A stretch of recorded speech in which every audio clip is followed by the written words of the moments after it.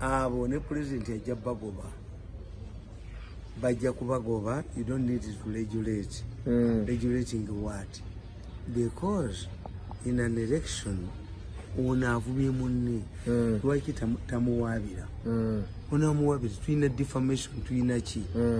The government cannot fight a war gugundi. I know nasoma mawuli nasoma mass communication chovola banga kubino bifilimu bakuteka konti parental guidance mu Europe buogenze mu hotel wegale byobuwemu chano ogisasula budala.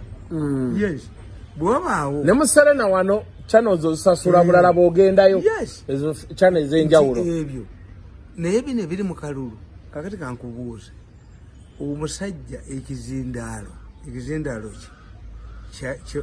kibadde ku kyalo kakati ekizindalo waliwo agenda okukola n'ekizindalo ekinene era nti mwana akamba boolera bwe nali mu State House kyemuva mulaba nnabakyawanya abantu abo. I hate them. Mine is beyond reconciliation. Nafuna twali Germany abasajja ne bajja ne baŋŋamba ti pulezidenti wamwe ensi emuwulirizaamu twagala naffe tukola advertisement nga naffe tumukolerako konze what do you want.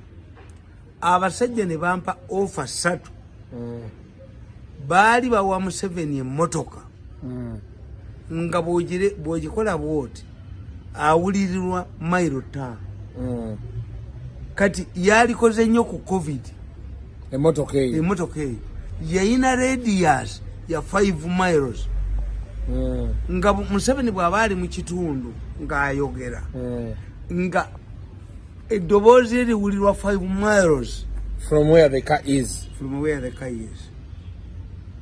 Ne bagimpa Grant ne bampa emmotoka endala ofa endala nenzija as an innocent man. President Museveni n'atugamba tugende n'ensambu ababbi ne bagiwamba baleeta akamotoka nga tekatuulwamu namuntu. I'm telling you baleeta akamotoka ne balya sente ng'omuntu tokatuulamu. I miss kyobalaba nalowooza natulebwange ne ndowooza nti naye lwaki ofa eno sigiwa opposition nenga naye taliiwo neŋŋamba no Katonda kakati kankubulire that offer. I think the company is there, nsambu yatuconnectingayo is there, kati Museveni yagyetaaga a vehicle nga bw'oyimirira wano n'oyogera ne bwe tubanga tulikodinze ebigambo bya President Museveni ne bwe tubanga tumiitinze abantu batono ng'aboogereramu olwa COVID-19 ebigambo bye biwulirwa square miles 5. We had the offer. Ababbi baleeta akamotoka okumanya baali babbi baleeta akamotoka nga na operating akuuma kali bwe kati twagenda Nairobi omuntu waffe yali afiiridde mu motoka nga yakaliko Museveni agenda ayogera omusajja ali muli ababbi ene motoka eriko ettundubaali era nayo nze naginoonya mu bantu kati ababbi balaba bali ne babagamba ne babagibba naye nafuna omukisa ti at least eyo nabusa yo yagireeta eriko ettundubaali bwerekera president. That was my initiative without any money. Naye nga ofa eri ey'emmotoka eriko omulongooti yo yennyini agakuba 5 miles awe bagituulako ababbi aba State House. Okay kubanga si be bagireese era baaligibbye. Njagadde twogere ku bululu bwa NRM ne Rukuntana. Ekisooka twalayo obuvuyo bungi nakati pakati bakyalangirira bawanguzi. Tugenze okujja nga batugamba kibazanga ate kati awangudde okuva eri ewaabwe gwe baali batugambye nti bamukuba. Kati akalulu kana ka NRM saakategedde. 1 week later bakyabala bululu ki bwe babala obwo. Bwe Paulo Muwanga. Paulo Muwanga mu kinaana omanyi you don't know that history does not repeat itself. But when a human being is found in a similar situation, conduct himself or herself the same way. Nti omukazi bw'omukwatira mu bwenzi ne bw'aba Nalongo Salongo tomalako eyakujjamu abalongo yagala amalire mutwe Salongo ayinza atya obutamalako ku Nalongo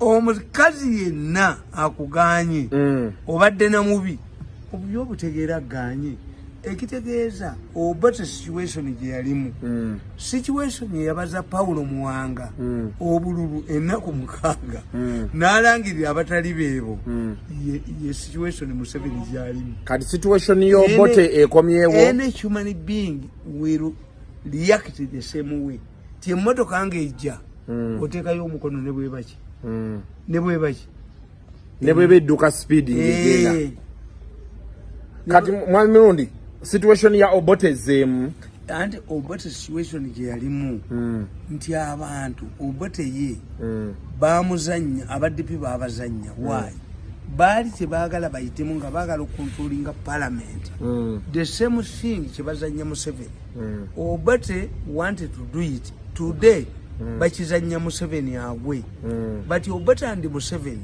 are reacting the same way ti Obote feared a DP dominated government nga bajja muvunaana byakola kakati today instead of Obote Museveni has an entrenched mafia gang that wants to dominate parliament neseke nani kati Museveni yeba mujjeko ye fear bonna balina fear emu eyatomezezza emmotoka n'agijjawo bonna batola ku seringi emu.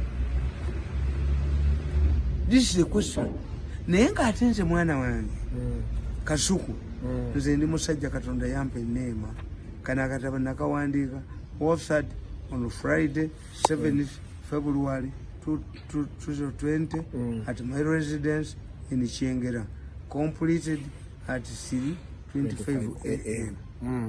Sawa mwenda ekitegeeze nalinza okusa mikolo gyali giwedde nkugamba challenges ahead facing NRM.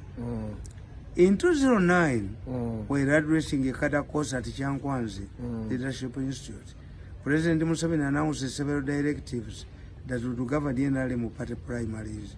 He explained that he had been soft on independence because they defended themselves, saying primaries involve rigging. He issued guidelines to govern 2011 elections in the party. However, since then, none of the directives has ever been implemented, and the challenge persists to date. Mu 2009 Museveni yayagala okusolovinga issue ya rigging mu kalulu kubanga n'akabbiri 11 baakabba. Why? Bakite braki babba nti omuntu waabwe gwe baagala ayitemu tebamukalitiveitinga. Bw'oba ali musajja mwezi ng'olina omukazi gw'oyagala okukwana ng'alina omwana aba mwangu nnyo buli lwadda ku mizigo omwana we muleetereyo ssente za kabalagala wadde nga gwe toyina oli musajja muwuulu. Omukazi kw'otajetinga omwana we muwe abeere wa anko nga yamulera. Otegedde naye nkugamba nti Museveni yawa ebiragiro 7 mu 2009. He directed that registration of all NRM supporters in villages. 2. Make announcements for such registration in time to enable every member of NRM to register. Number 3, in order to have that information to reach everyone, Museveni suggested that local communication fora channels, including radios, because to reach audiences. Number 4, NRM should not support NRM leaders, should not support leader candidates against other NRM contenders. Those leaders who contravene this directive would be punished. Number 10, elections should be held in the most transparent manner. Number 6, a yellow book containing the names of all registered members should be compiled and produced. Number 7, only registered members of NRM should participate in the party primaries. On the registered members, ate yekyusizza. Babadde bamukubi. Why? Museveni taba kusala amagezi ago. Babadde balina voters registers ago eziyisaamu abaabo. People would fight ku polling station. Kwegamba tekyagudde buguzi. Akitegera kye yabadde akola. Nti waliwo abaagala omukuba. Tango odoyi omulenzi yamujja Makerere. Museveni yalina omulenzi mu famire ye gwe balowooza nti yajja omusikira ate atali muhoozi. Omwana n'ajooga ensi omulenzi ajooza ensi omulenzi yali everywhere. Omulenzi yampita embwa najja kukolera ssezaalawo ng'ompita embwa. Embwa eveewo mpisewo ssente zange. Nalweyiso azijjayo azimuwadde. Olunaku lumu kasuku nkulayirira wano. Olunaku lumu ndiraba Nalweyiso mu kagaali k'abalema. Nennakalema ali bakyali muwala muto nga tannakadde omukazi mukulu. N'omulenzi oyo nga baleese 5 billion ewaffe ewaka. Ndirabako akasajja ka New Vision kakabushenga ne Kulubya nga babomola kabbuli yange bateekamu ssente ze bantundamu. I'm not joking. Omulenzi oyo yatwala 5 billion ze zankubya. Nalweyiso n'alowooza ndi musiru. Yankubirira ku lwa mukaaga mbu omukulu ssente azeeza. Nalweyiso in a wheelchair. Nakalema will be an old woman. This man, the man who is now terrorizing everybody. Omuko atujoze n'atumalawo. Omuko akubye buli muntu yenna. Omuko afuuse ow'ekitalo. Balireeta 5 billion omukozi yatwala ewaffe baliziwa abaana bange. Bankubira bwereere. Omuko yanjooka obujozi bw'ayina mu mutwe ne Nalweyiso ne Nakalema balireeta ssente mu famire yaffe 5 billion ate balizigattako ne 0 oba ziriba ssente meka obujozi bw'omulenzi oyo ne bumuggwamu. Kaakati bo balonda dde omusika asikira Museveni. Kaakati bo buli wamu wonna baagala okuwambawo nti baagala okuba ababaka ba palamenti. Why? Bawunya. Nabagamba nti omusajja omuyiwa omwenge kasaatamiira tasobola kuva mu ntebe. Omutamiivu ne bw'omuyita tava mu ntebe. Bagenda mulaba nti empale yatobye. Era omutamiivu ayambala nnyo empale eya bbulaaka. Ne bw'eyambala empale eya ggule bukulaga omusulo yagenda wala. Omutamiivu abasajja bana balwala enziku. Babeerako n'ekkanzu waggulu n'emisana abatagenda ku mbaga. Agiteekako? Kubanga obusulo kuba kuyiseemu. Kaakati bano kye baliko nti baagala okuwamba ababaka ba palamenti wonna. Baagala okuba kadaaga baleete Nankabirwa bamulimba baleete mbu sipiika Kuteesa anaakola ki ate abakwateko ate kati bali bulala kubanga ssente zonna eza covid ez'enzige baazibba ne bazigulamu amayumba. Kati bo balowooza nti the only solution is to rule this country forever. If you don't want, how do we maintain ourselves? How do we make sure that people don't look into this money? To the parliament, it was sent a Jakutubuza, no Ditageno, to let Kadaga Agwe, to let a Tanikot, to let Netamujaki Sobola, or Saluquato Mukazi, Lubera Mumaguru. Kubanga Aquato Mukazi Wayagala, no Mukazi you are protecting. As you people, you want to control the state. The Ugandans who want you to vomit this money, to put you inside the prisons, are also agitating to ensure you don't win. Kati era twagenza omaliriza mu kalulu ako ng'abasajja abagudde bangi. Era abo abasajja nabakubye kuba gwe tobiteekako nabakubye platform yange nabakubye nga boogera nti 50% Museveni atukubye. Why? Oyo Tango Odeyi yava Makerere, oyo omulenzi yamuleeta, omulenzi n'awamba Makerere, omulenzi n'awamba Nuwangwe. Omulenzi oyo yalowooza ti Ministry of Education yali mperekeze ku mbaga ye. Tewali akola business mu education okujja ko omulenzi oyo. Bino byonna ebiriwo bano bagundi banyambi. I pity man like Miyingo. Somebody has taken billions. Ngatampadde ntinze nzijanjogerere resumption of schools. Nedda omulunzi yennyini ajaza ogerere. Oba mututte. Nedda oba mututte. Oba omulenzi atutte. Oba omulala atutte. But this is the fact. Nti bakoze ebikolobero bingi. Kati batya buli muntu yenna kyovola ba programu ajaka ena katabani kaka jokemu bakubeka sajja gwe bakubeka mwenge bakwasa omutwe bakuba omuntu ogwo bakwase mbo ajako basiba UCC jije ko basulawa ataba UCC basula mu quarters tujja kulegera abantu adukiba bayo omukazi bamwasa omutwe babe bamuleta. That woman should lie like an envelope.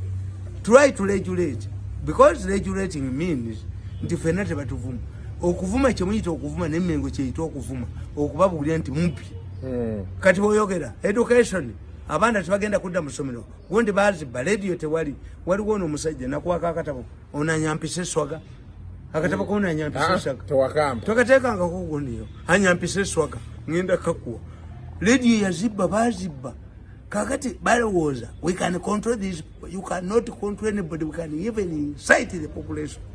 No mulaba ngaduse no bugalu yindi we kanoni bakatwale kamwenge ne kaduka ne kana bakana kan I can mobilize people. Stop reading his newspaper. Akase jako ne kulibya ne batulanga tebasome mawulire. So this is of regulating what? Who are you to regulate? Whom are you regulating? Why does it become necessary for you to regulate today? Chichi n'abakoba naye eyali mu police eri rotten ndi atubulya to regulate eyali mu bufumbo ne bufa eyakulyeko bbala y'abamalaya ekimansulu naye ajja atubulye watudu. If n'abakoba was infected, how did the police perform badly like the way it performed? That one oyo tajjibwako aya ya Qur'ani mu basiraamu omushiriki n'omutamiivu n'abakoba mushiriki n'omutamiivu tasobola kujibwako bujulizi kubanga naye yali akulembera was rotten. The police was rotten from top to bottom.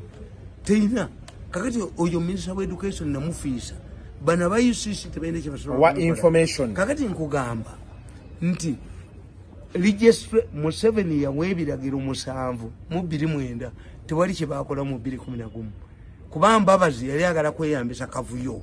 If you don't have registered voters, how will you know about voting and about voting? Chovola banti kakati osanga nga erimu ate bayina magezi mutwe toyinza kudya n'ogamba ti erimu erimu district baalisose genda kati fa abagezi katonda beyawo emitwe nga ndakubbira obululu naalisose genda kufuna voters register mugundi mu electoral commission nentegeera the electoral commission, according to the electoral commission, we have 50,000 people in this constituency. Even if NRM candidate is very popular across the board, he cannot be popular 90%. Kati woboba obululu bila voters register. Eyamwe ne weta baawu kubanga ye Museveni kye yakoze yajjewe yatanga odoyi je yabadazanyiddemu Museveni nabaga nti mulonde yenga Museveni ayina yaki voters register mwana electoral commission kati Museveni wakwatira nti waliwo nga tale bojigatta oli ayina miliyoni emu mu constituency ngate mu constituency tebaliyo twalabye n'okugaba ssente ssebo okugaba ssente kirimu bagabe gwolowooza nti singa buli mukazi kankubuulire okugaba ssente busiru bwabwe atalina kyowunya lwaki owekuba perfume. Distributing money means you are failure and our people eat it but they don't vote you. Kakati kyetukugamba tigwe ebbanga lyonna likola emyego ali mu parliament kubanga bajja ne byekolera ebyobusiru omanyi abalonzi tutawana nabo abalonzi ogula bagule bwe bali bagamba kakati obagula sente mmeka omulonzi gwowe ekitole kya sabbuunu emyaka 5 emabega nga tomuyambye kuba mugobera mu ttaka tokomyewo okumuyamba kubali mu butale tokomyewo okubakola ki tajja kuzaayo. Musajja wo Simeo tebamukomezaawo. Simeo okimanyi nti Simeo waba mafiya. Waba mafiya. Simeo yandeetera wano wennyini ebbiliyoni 5 nzikirize nneme kwogera ku tumwebaze nga bamusasudde sente mu hoteri mwe bataasula. Simeo biliyoni 5. Simeo banne bennyini be bamukubye mafiya kasitekozesa ate naye yategedde kasa Simeo yagenda ku mukolo gwa kabaka oyo Kyuma kya Yesu kyamulaba. Kyuma kya Yesu yalagawa. Mugende mukebere ku mukolo ogwo footage mugirabe. Do you know nti Kyuma kya Yesu bwe yali ahalasinga obusajja oyo the kabaka smiled. Mumukebere kabaka yali aseka. Kabaka yaseka. Why did the very day this man Nsubuga kamukubulire. Nsubuga yakola pate mu Kampala ng'akyali mu poliisi. Bagenda okubuuliriza nga ababbi be basinga okuteekako sente ku mbaga ye. Notorious criminal ku mbaga ye omwogezi wa poliisi. Nsubuga n'akola mistake endala. Mutabani wa Lugunda, Minister wa Internal Affairs at that time, we yawasiza Nsubuga we yawasiza nga Nsubuga alowooza ti Museveni ajja kuva eno ewa Lugunda ajje n'ewuwe. Museveni teyagenda. Awo gwe Museveni amanyi zinakola naye gwe lwaki Nsubuga ekweti yowa serebu Lugunda zisana. Nsubuga kye yalikoze bwe yalitegedde nti omwana wa Lugunda agenda kuwasa olunaku lwe lumu naye yali kyenjize akusinga eka akusinga ne mu kibira. Nsubuga yali kyenjize n'akyesonyiwa naye Nsubuga yalowooza kagende wano Museveni ave ewa Lugunda ajje buzaale nga yeetadde ku minzaani. Buzaale ki obuleeta Nsubuga ewaani Museveni ewa Nsubuga. Kati ba mafiya ate bali at times bali tribalistic. Nsubuga yabadde tasobola kuwangula musajja oli wa kabiri eri. Ekyokusatu Nsubuga ni yamuleeta Alamu yawa Nsubuga sente n'akubaani. Kati Alamu awa Nsubuga sente addira abantu asasudde ab'ebibanja bagende. Nsubuga sente n'azikwata.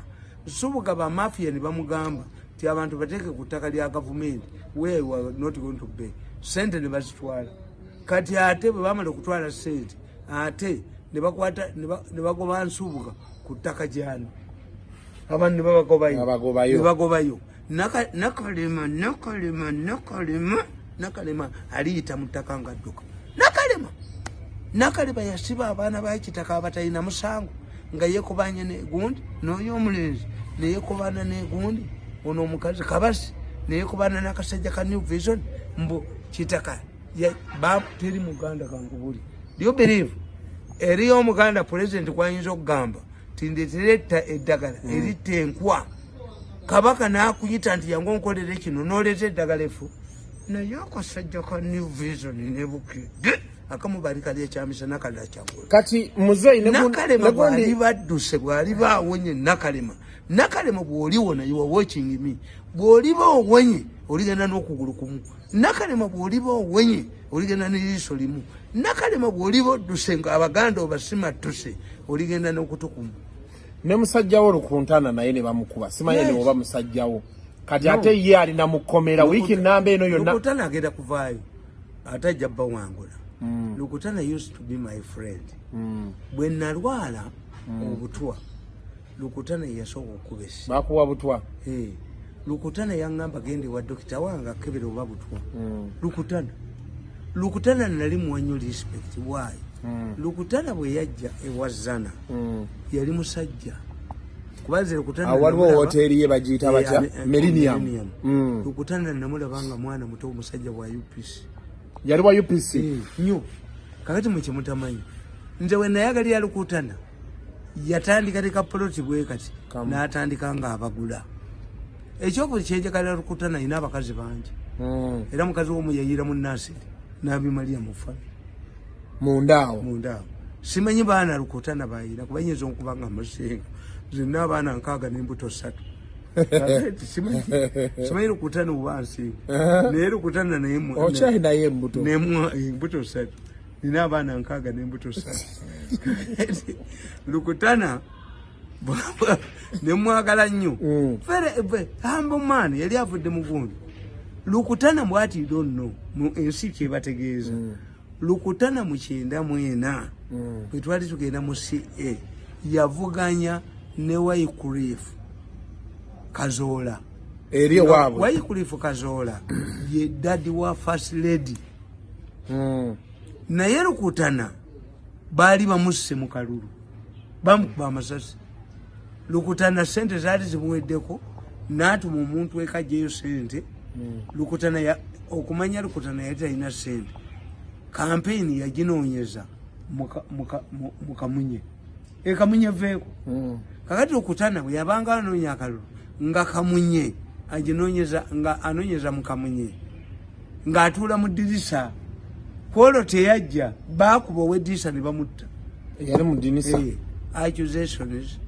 allegations were made ti Wycliffe Kazola atazaala Kazola ono nze mbagamba Katonda yampa emikisa muzeeyi Kazola yajagala nnyo yabeeranga munno kakati bagenda bamuwandikako Namakajjo namuwandikako mu mawulire nti Kazola yakola ddiiru n'emmoyi atereeze Uganda ng'ajja muwa mwanyi twafuna obuzibu ne Kenya n'esiba ensalo naki kati Namakajjo n'awandika story ti Kazola ye problemu ya Uganda ya negotiating ddiiru eno n'omusajja bamuyitanga Taine Roland era Museveni bwe yali agenda okuteesa Nairobi yajjira mu nnyonyi ya Taine Roland n'akwata Lupolora Standard n'abeefuli oluvannyuma kubanga batuga nti a political agreement is respected if the conditions under which is made remain constant kati Kazola ne bamugamba nti omuntu asobola okwogera abantu ne bawulira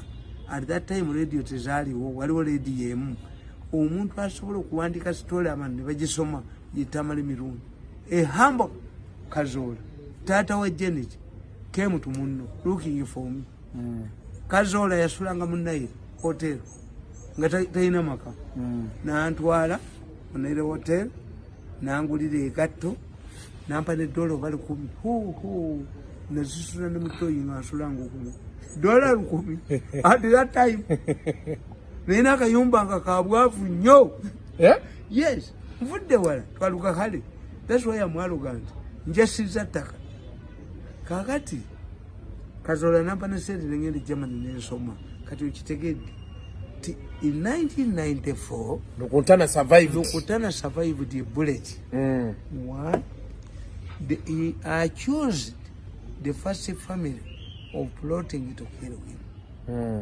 Lukutana at the moment became the lawyer of some of the first family Lukutana mwenye Lukutana munonyi wa sente Lukutana anonya sente kati abafere bayagala nnyo Lukutana mu kubanoonyeza sente ne badefecting omwami oyo omujoozi oyo George Nseno oba nzite namukwata nga ali ku faamu ye ng'agamba ti President Museveni ayagala the first female chief justice Bagemeire tajja kikola omulenzi oyo namuwulya namukwata bwaneereka nziramu ne mukuba ne mukwata nga alagira Nakale mugoba abantu bonna mu gavumenti bateekemu njiina likodi ne mukwata nga agamba nti Mami does not want Kadaga but the problem is that Balieko cannot manage Kadaga ne mukwata ne mukubana ne ku video kubana bakwata tibamanyi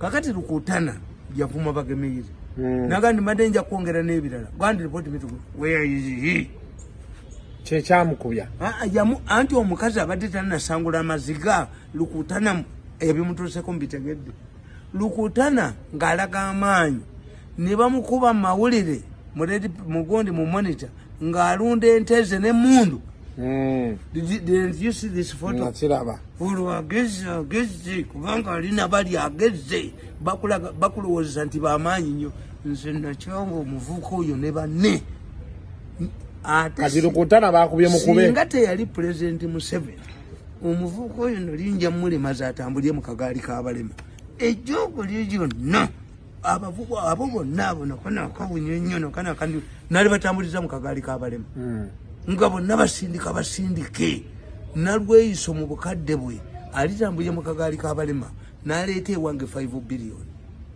kubanga yazuwa omuvubuka oyo zizankubya kakati oyo Lukutana agenda Lukutana ekyamusibiza okuba amasasi naki naye Lukutana abadde amanyi ti constituency ogiwangula oyina kubeera secretarian kwabadde awangulira kibayita secretarian secretarian kimanyi abalunzi n'abalimi kimanyi abaki kakati baali bamwetegekera dda kubanga olina okukitegeera nti Museveni nga anoonya ababbye ssente enjoka ezannamimwa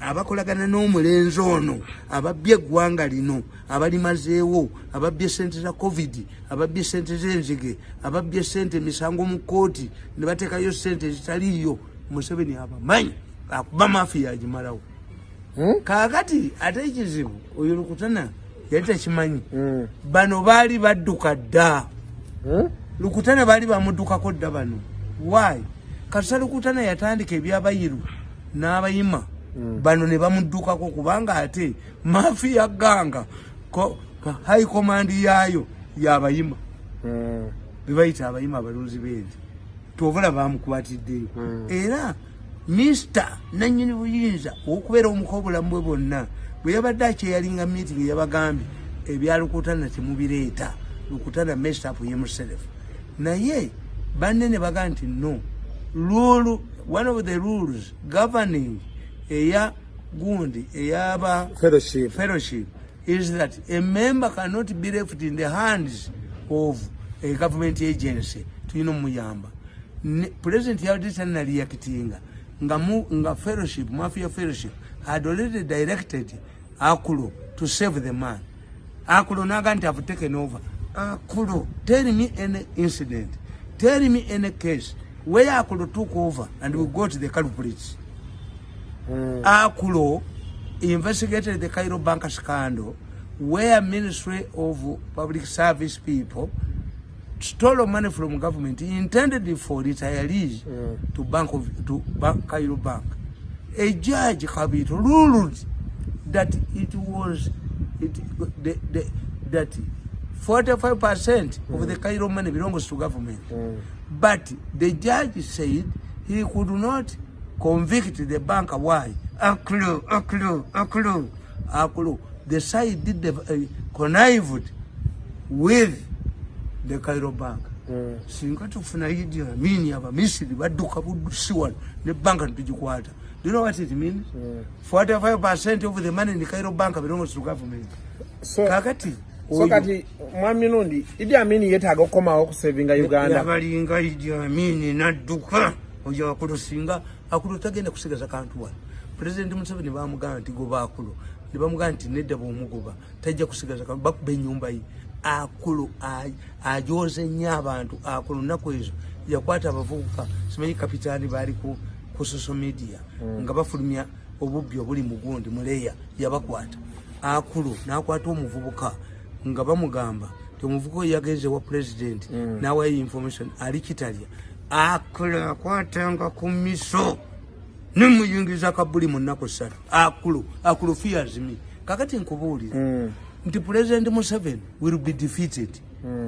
This man is going to win. Why? First of all, by the time Museveni moved in, the key witnesses had been coached. Nalabane witness omwaga nti yete bamukuba ku masasi. Kakati is Museveni going to create a new witness? Naye abantu bagamba nti kasita yasuzeeyo ko. Anti yasuzeeyo. Kati ategedde naye tali above the bwe bagambe eyo. Has Museveni sacked him from the ministry? Omanyi nti ministry Lukutana gyalimu ye yali akabafunza ki? Ne babakwata. Ne kabafunza kibamu. Eyo ministry eri gundi. Muli obubbi, muli okutwala abantu ebweru, muli obajja mu organism, muli abavubuka kati nkubuuza. Lukutana is going to win. Why? Lukutana has known that the state is against him. Ategedde the moment singa nze bankwata ne banteeka mu kkomera kitatta yawonye. Why? Tikitatta yafunyemu political crowd emukangabaza. Lwaki? Nti bamugyeyo under mysterious circumstances. If kitatta has served his service yali talina gwa naye nabali abeerubaga bamukirize watali kwetemamu naddayo natwala ki entebe ye. Why? Yakumyewo n'amaanyi aga yazuukidde. Yesu yazuukidde mu Yerusaalemu ekitatta. Kakati ono bamaafiya bajja kusigala naye. Naye this man what is going to do after realizing that Museveni wants to humiliate me. So therefore there is no loyalty. There is no love lost between the two. Kakati oyo musajja agenda kuba opponent we. Why? Kyagenda kubira opponent we kiri kimu. He was caught off guard. Two, his humiliation has earned him supporters. Nti baku abantu bagamba bakukozesezza ne bakusuula yekitatta toli yakuba bintu yenze nafuna amaanyi mangi nnyo siriddamu kukola n'abantu bano nalwesiriddamu kundabako nakalema ndimulabako mukabera omulenzi ono ndimulabako ngadduka kana akasajja ndikalabako ngabiye bwabwe kamwenge. Kakati mwamirundi nga tuwonzika oyo omusajja kati agenda kuwangula bwawo. Why? Okuva lwategedde nti state temwagala. Kati akimanyi has been attorney general where cases are decided against the government, where government has lost billions of shillings. So he knows that the state is after him. Nobody has helped him. Nti bw'obeerayo kubanga kakati the process is tebakwongedde ne week number.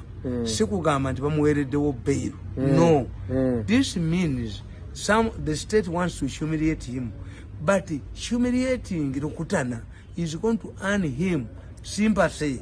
Nti lwaki ye ani abadde amukozesa kubanga nze nawulidde bubites obuva mu ankole bye boogera nga bo beekwasa members of the first family who have messed up the region.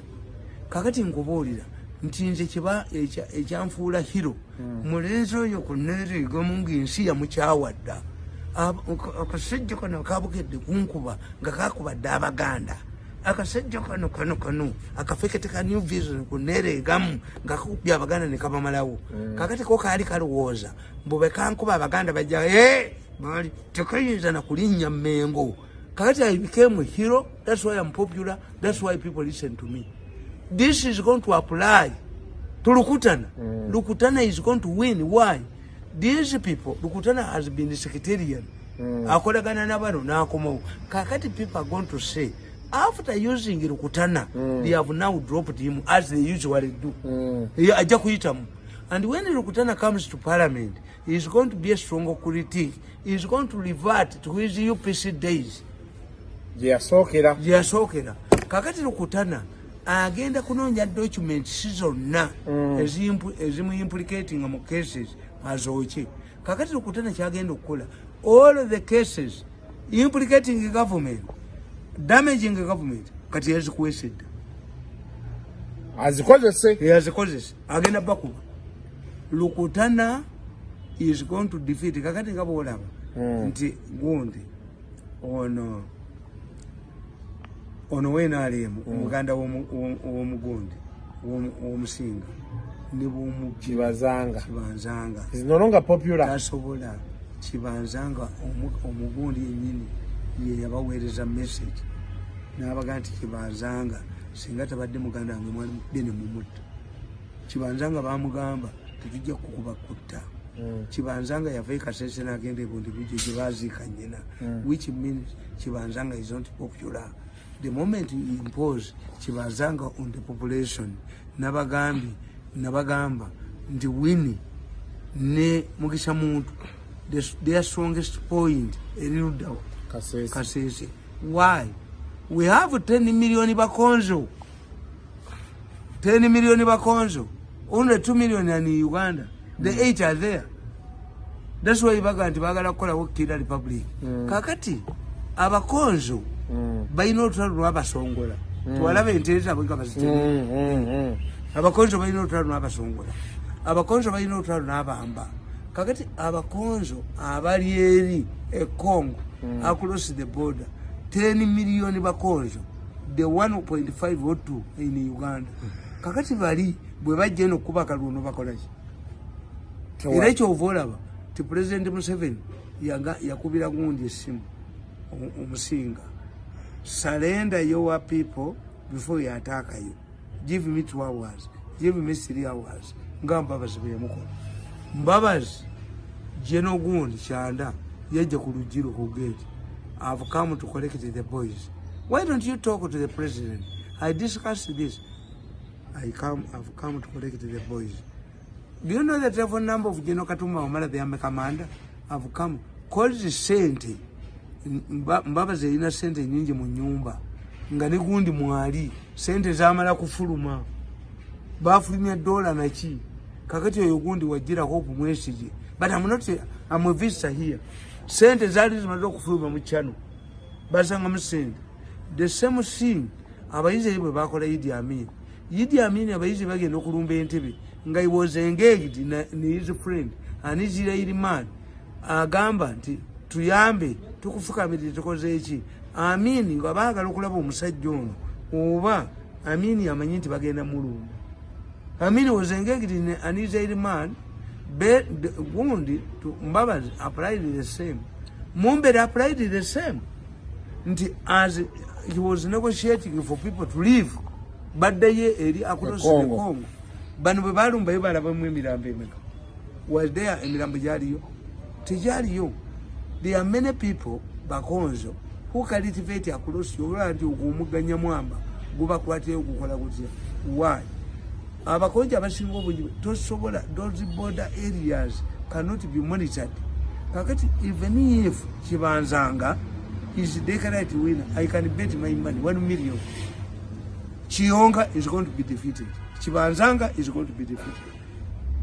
But Chirebe, do you know what we call a Chirebe among the Baganda? A Chirebe is a corpse that is not yet buried. It cannot be counted among the dead. And it is no longer living. I'm telling you, I can bet my money. Let everybody bet money with me. I can bet 1 million on Chionga. Chionga will lose. He's going to be defeated. Chionga will be defeated. If the political landscape in Kasese remains as it is.